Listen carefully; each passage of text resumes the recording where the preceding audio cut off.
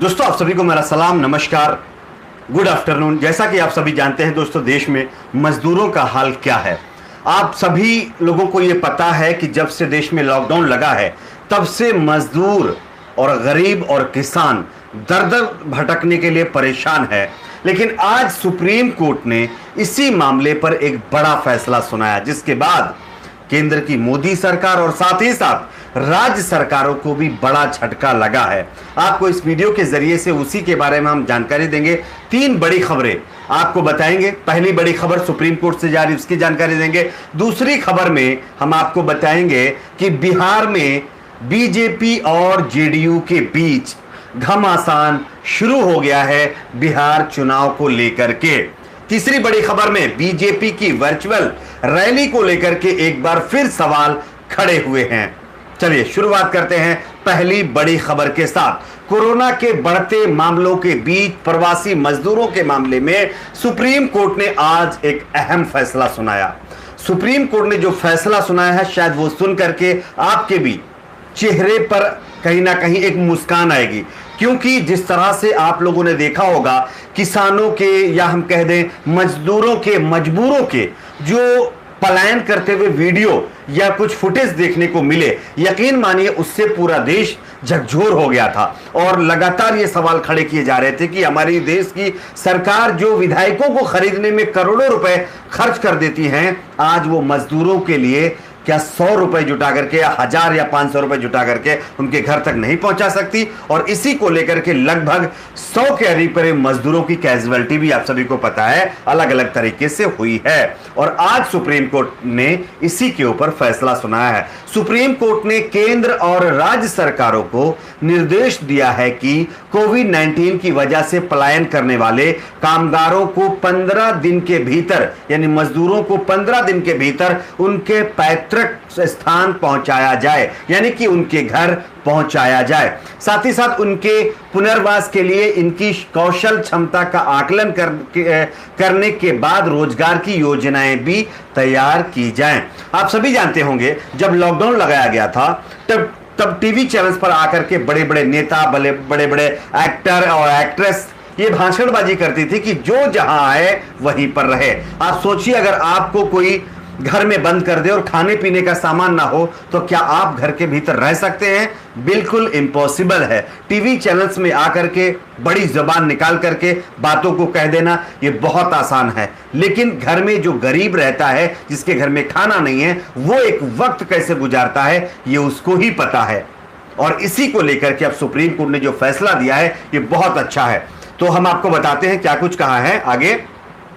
तो उनके घर पहुंचाने के बाद जो है कौशल क्षमता का आकलन करने के बाद रोजगार की योजना तैयार की जाए। न्यायमूर्ति अशोक भूषण और न्यायमूर्ति संजय किशन कौल और न्यायमूर्ति एम.आर. शाह की पीठ ने लॉकडाउन के दौरान पलायन कर रहे कामगारों की दयनीय स्थिति का स्वतः संज्ञान लेते हुए, किसी ने अर्जी नहीं लगाई थी, स्वतः यानी कि अपने आप जो है संज्ञान लेते हुए मामले में वीडियो कॉन्फ्रेंसिंग के जरिए अपने फैसले में विस्तृत निर्देश जारी कर दिए हैं। पीठ ने केंद्र सरकार को निर्देश दिए हैं कि इन श्रमिकों को उनके गंतव्य यानी घर तक पहुंचाने के लिए अतिरिक्त रेलगाड़ियों की मांग किए जाने पर 24 घंटे के भीतर राज्यों को ट्रेन उपलब्ध कराई जाए। न्यायालय ने लॉकडाउन के नियमों का उल्लंघन करने के आरोप में इन कामगारों के खिलाफ आपदा प्रबंधन कानून के तहत दर्ज शिकायतें वापस लेने पर भी विचार करने की संबंधित प्राधिकारियों को निर्देश दे दिया है।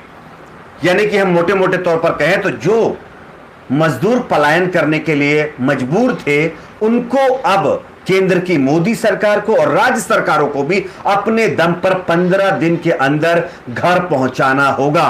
साथ ही साथ जिन लोगों के ऊपर, जिन मजदूरों के ऊपर केस डाला गया या फिर मतलब उनकी कंप्लेंट डाली गई, एफआईआर की गई जिनके ऊपर लॉकडाउन का उल्लंघन करने के मामले पर, उसको जो बताया ये जा रहा है कि सभी के ऊपर से कानून के तहत दर्ज शिकायत वापस लेनी होगी।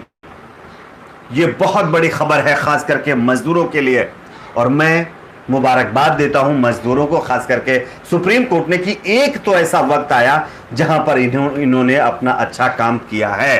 तो इस पर मोदी सरकार जो कह रही थी कि मजदूरों को उनके घर पे ही रहना चाहिए, जहां है वहीं रहें, उनको बड़ा झटका लगा है, साथ ही साथ राज्य सरकारों को भी यहां पर बड़ा झटका लगा है। चलिए अब बढ़ते हैं दूसरी खबर की तरफ, लेकिन उससे पहले अगर आपको भी लगता है कि सुप्रीम कोर्ट के द्वारा यह लिया गया फैसला बिल्कुल ठीक है, मजदूरों को उनके घर पर जल्द से जल्द पहुंचाया जाना चाहिए, तो आप इस वीडियो को लाइक करके अपनी प्रतिक्रिया नीचे कमेंट बॉक्स में जरूर दीजिए। प्लीज मजदूरों के लिए आवाज जरूर बनिए प्लीज।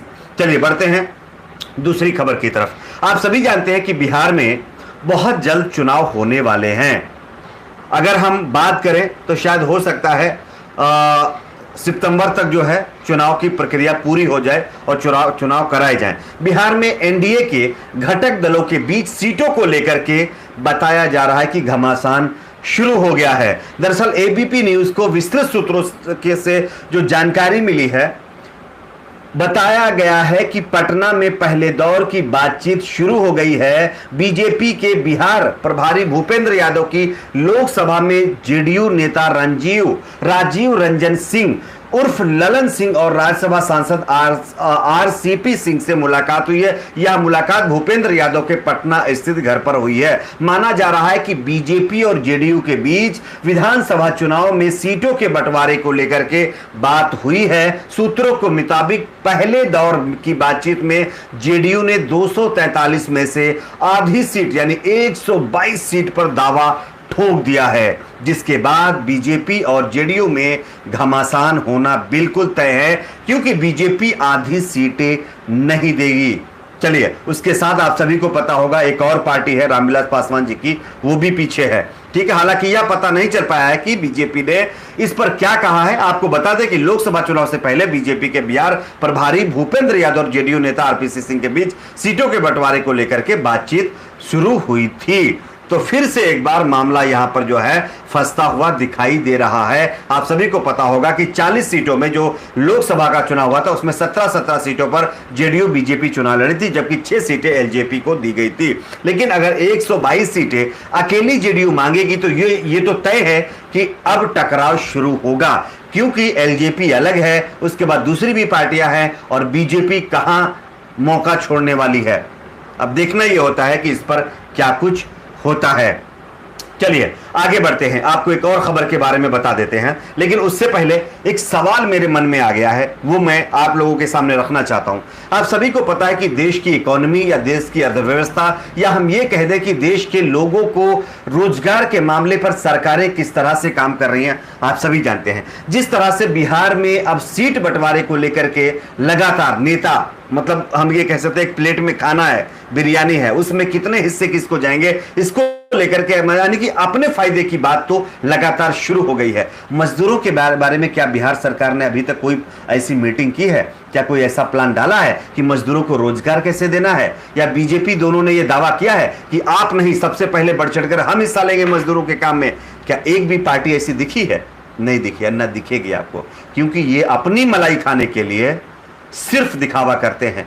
और यकीन मानिए आपके वोट लेने के बाद क्या हालात होते हैं, किस तरह से ट्रीट करते हैं, आप सभी जानते हैं। बहुत समझदार हैं आप लोग। खैर आगे बताते हैं वर्चुअल रैली को लेकर के। आप सभी जानते हैं कि कोरोना वायरस संकट काल में भारतीय जनता पार्टी की ओर से वर्चुअल रैलियों की शुरुआत शुरू हो चुकी है। आज केंद्रीय गृह मंत्री अमित शाह ने पश्चिम बंगाल में वर्चुअल रैली को संबोधित किया, लेकिन इस बीच भारतीय जनता पार्टी के नेताओं ने पश्चिम बंगाल की ममता बनर्जी सरकार पर बड़ा आरोप मढ़ दिया है। खबर के मुताबिक जो है बीजेपी नेताओं का आरोप है कि टीएमसी सरकार ने इंटरनेट की स्पीड को कम कर दिया है ताकि वर्चुअल रैली का लाइव फीड ना देखी जा सके। भाजपा सांसद रूपा गांगुली और सौमित्रा खान ने आरोप लगाया है कि टीएमसी की ओर से बीजेपी की वर्चुअल रैली में रुकावट पैदा की जा रही है। बंगाल में इंटरनेट की स्पीड को कम कर दिया गया है, यह आरोप बीजेपी की तरफ से लगाया गया है वर्चुअल रैली को लेकर के।